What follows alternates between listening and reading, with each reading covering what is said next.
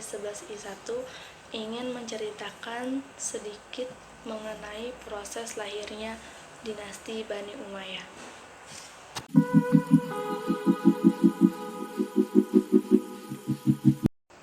Dinasti Bani Umayyah. Nama dinasti ini sendiri dirujuk kepada Umayyah bin Abdusyam, kakek buyut pertama dari Khalifah Bani Umayyah, yaitu Muawiyah bin Abu Sufyan. Lalu terjadilah proses lahirnya dinasti Umayyah. Bani Umayyah ini adalah khalifah pertama setelah masa Khulafaur Rasyidin yang berdiri di tahun 421 Hijriah atau 661 Masehi oleh Muawiyah bin Abu Sufyan. Proses berdirinya dinasti Bani Umayyah ini juga karena adanya keinginan dari keluarga Bani Umayyah untuk menjadi penguasa di dunia muslim.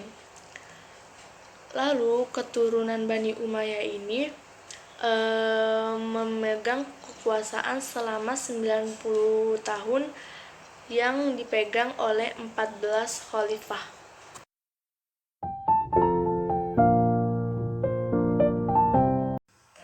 Pemerintahan dinasti Bani Umayyah. Bani Umayyah sendiri memegang sistem monarki dalam pemilihan kekhalifahan. Mereka melantik khalifah itu dari segi ahli keluarga atau keturunannya saja. Bani Umayyah telah berhasil mengokohkan kekhalifahan di Damaskus selama 90 tahun. Dan pemindahan pusat pemerintahan dari Madinah ke Damaskus itu udah masuk dalam era baru. Nah, dalam 90 tahun itu ada 14 khalifah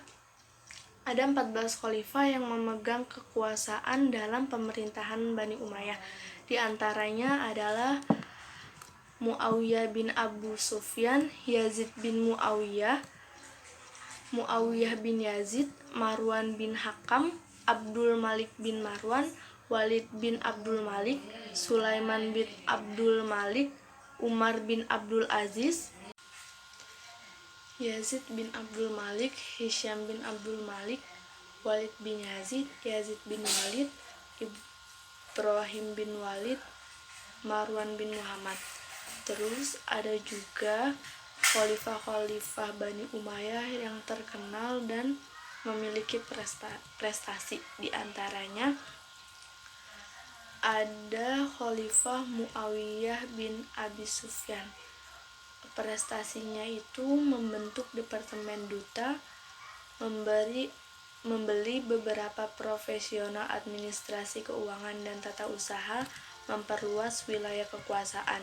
Khalifah Marwan bin Hakam meriwayatkan hadis, menertibkan alat-alat takaran, menciptakan mata uang sebagai alat jual beli, memberantas para pemberontak dengan keras dan tegas.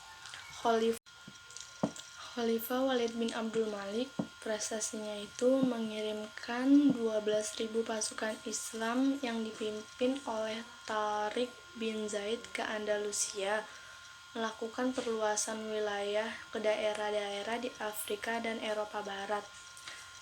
Khalifah Umar bin Abdul Aziz mengutamakan agama DPRD politik, mementingkan persatuan umat Islam DPRD golongan, menyiarkan Islam dilakukan dengan damai, adil terhadap semua pihak, sopan dan santun dalam berbahasa.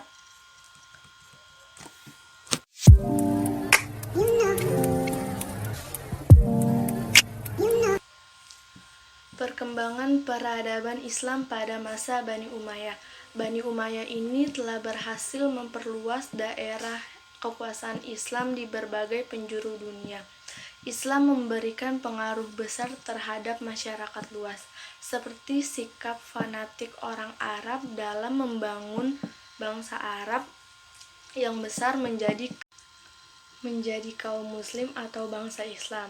Nah, perkembangan Ilmu pengetahuan juga terjadi di beberapa bidang seperti ilmu tafsir, ilmu nahwu, ilmu hadis, ilmu qiraat, tarikh dan geografi, seni bahasa.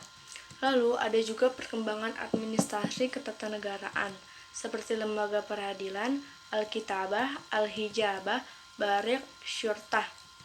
Lalu, pengembangan ilmu pengetahuan Bani Umayyah menyebar di berbagai luas pusat-pusat peradaban, seperti di Damaskus, Kufah, Madinah, Syria, Mesir, Andalusia, Yaman.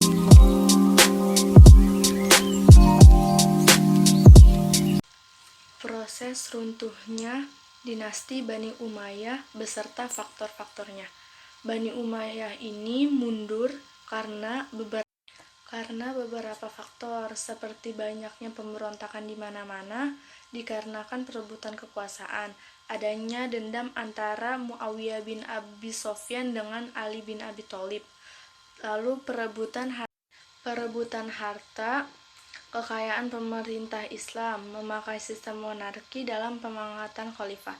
Nah, Bani Umayyah ini juga memiliki kekurangan seperti memakai sistem monarki, banyak wilayah yang ditaklukkan tapi tidak dibina dengan intensif. Banyak penyelewengan yang terjadi, pengakuan 2 khalifah dalam 1 tahun. Lalu runtuhnya Bani Umayyah ini juga disebabkan oleh lemahnya pemerintahan Bani Umayyah terjadi hampir di semua wilayah kekuasaannya, sementara kekuatan baru muncul sebagai lawan politik, yaitu Abbasiyah yang sedang berkembang pesat yang mendapat sambutan dan dukungan dari masyarakat Islam.